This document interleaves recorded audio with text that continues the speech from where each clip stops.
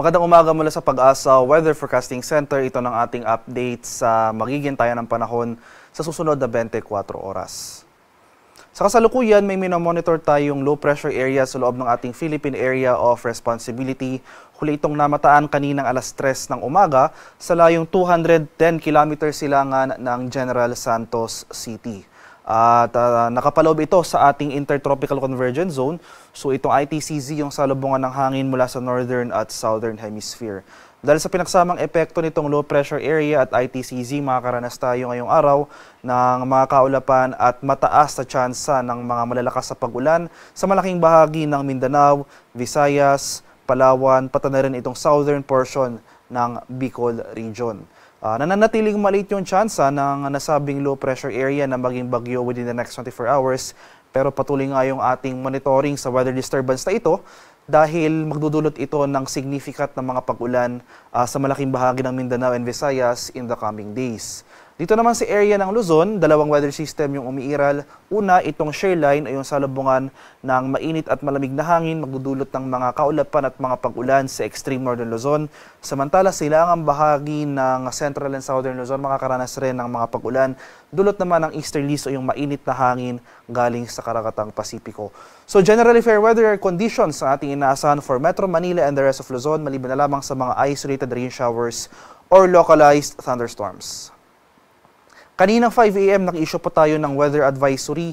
Ito yung ating 24-hour na rainfall forecast sa ilang areas ng Mindanao, Visayas at sa Palawan.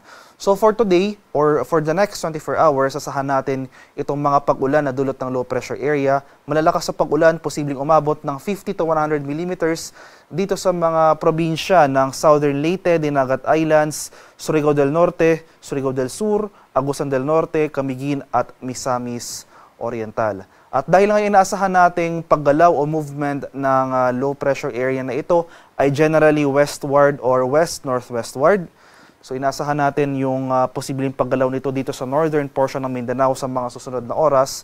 And for tomorrow, possible na location na ng low pressure area, mag-emerge na ito sa may Sulusi. So for tomorrow, ito yung mga lugar na kung saan pinakamalapit sa magiging location itong low pressure area.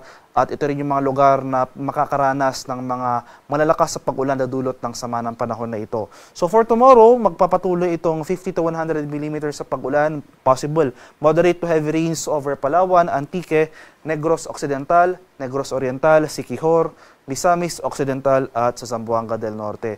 Kaya sa mga nabanggit ko pong lugar for today and tomorrow, ito yung mga lugar na shaded ng yellow. Maging handa po tayo at alerto sa mga banta ng flooding at landslides dahil inasahan natin na posibleng tuloy-tuloy yung mga pag-ulan na ating mararanasan within the next 2 days.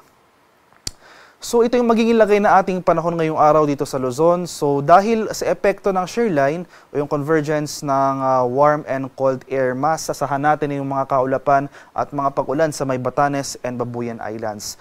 Dito naman sa area ng Aurora at sa Quezon, dahil naman sa epekto ng easterlies, muli ito yung hangin na nagagaling sa Pacific Ocean, makakaranas rin tayo ng mataas na tsansa ng pag-ulan. Ito namang southern portion ng Bicol region sa may Albay, Sorsogon, Masbate, dahil naman yan sa epekto ng low pressure area, asan na rin po natin yung mga kaulapan at mga kalat-kalat na thunderstorms. For Metro Manila and the rest of Luzon, asahan pa rin natin yung generally fair weather conditions ngayong araw, bahagyang maulap hanggang sa maulap na papawirin.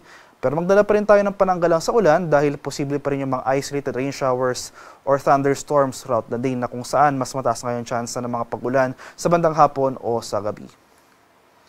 Sa area naman ng Palawan, Visayas at Mindanao. So buong Palawan, Visayas at Mindanao makakaranas ng mga pag-ulan. So una nga itong eastern section ng Visayas at Mindanao dahil sa epekto nitong low pressure area. So dito sa area ng Caraga, Davao Region, pati na rin dito sa eastern Visayas at northern Mindanao, asahan natin yung mga malalakas na mga pag-ulan. So mga kaulapan at mga kalat-kalat na pag-ulan at thunderstorms over these areas. Meanwhile, for Palawan, nalalabing bahagi ng Visayas dito sa Central Visayas, Western Visayas at Negros Island Region, pati na rin dito sa lalabing bahagi ng Mindanao, ay magpapatuloy rin itong mga kaulapan at mga pag-ulan na dulot ng ITCZ. So itong low pressure area na nakapaloob sa Intertropical Convergence Zone muli magdudulot ng mga pag-ulan at kaulapan sa malaking bahagi ng Mindanao, Visayas at sa Palawan. So yung mga nabanggit ko nga pong lugar kanina na may weather advisory, patuloy po tayong maging handa at alerto sa mga banta ng flooding at landslides dahil ito yung mga lugar na pinakamaapektuhan ng mga malalakas sa pag-ulan na dulot nitong low pressure area na posibleng gumalaw generally west-northwestward tumawid dito sa area ng Northern Mindanao, and by tomorrow yung low pressure area posibleng nandito na sa may Sulu Sea. Sa kalagayan naman ating karagatan, walang gale warning na nakataas pero iba yung pag-iingat pa rin sa ating mga kababayan na maglalayag dito sa northern and western seaboards ng Northern Luzon dahil posible pa rin tayong makaranas dyan ng katamtaman hanggang sa maalong karagatan.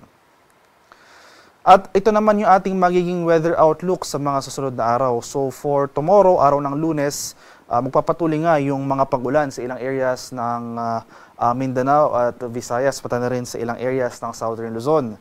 So dahil lang sa pagtawid nitong low pressure area dito sa northern portion ng Mindanao. Asahan natin itong mga kaulapan at mga kalat-kalat na pag-ulan at thunderstorms dito sa western sections ng Visayas at sa Mindanao. So dito sa area ng Zamboanga Peninsula, possible dito sa area rin ng Central Visayas, Western Visayas, Negros Island Region, dito sa area ng Mimaropa at buong Bicol Region makakaranas ng mga pag-ulan for tomorrow. So unti-unti na mababawasan yung mga pag-ulan dito sa eastern sections ng Visayas at sa Mindanao, pero maging handa pa rin po tayo sa mga banta ng flooding at landslides.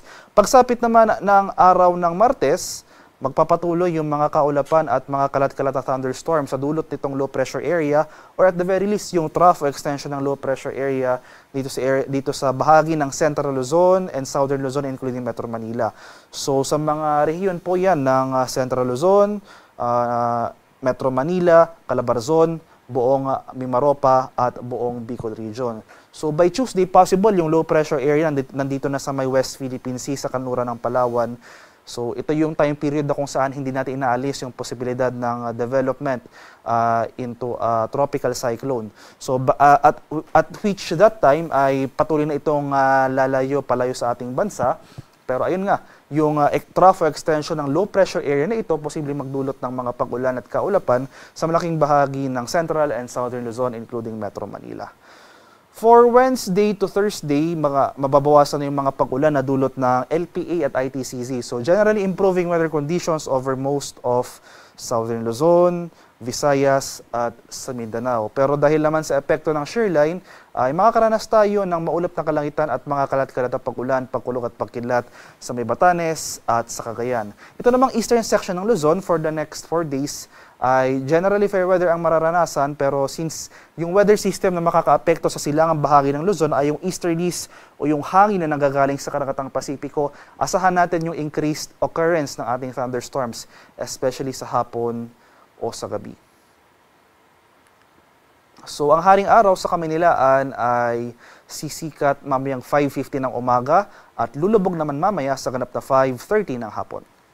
At para sa karagdagang impormasyon tungkol sa ulat panahon, lalong-lalo na sa ating mga rainfall advisories or heavy rainfall warnings na posibleng i-issue ng ating mga Pag-asa Regional Centers sa ating mga lokalidad, especially nga sa area ng Visayas, Mindanao at sa Palawan, ay i-follow kami sa aming social media accounts at DUST_Pag-asa. Mag-subscribe rin kayo sa aming YouTube channel sa DUST Pag-asa Weather Report at palagi bisitahin ang aming official websites sa pag-asa.dust.gov.ph at panahon.gov.ph. At yan lamang po ang latest mula dito sa Pag-asa Weather Forecasting Center. Magandang umaga sa ating lahat. Ako po si Dan Villamil Lagulat.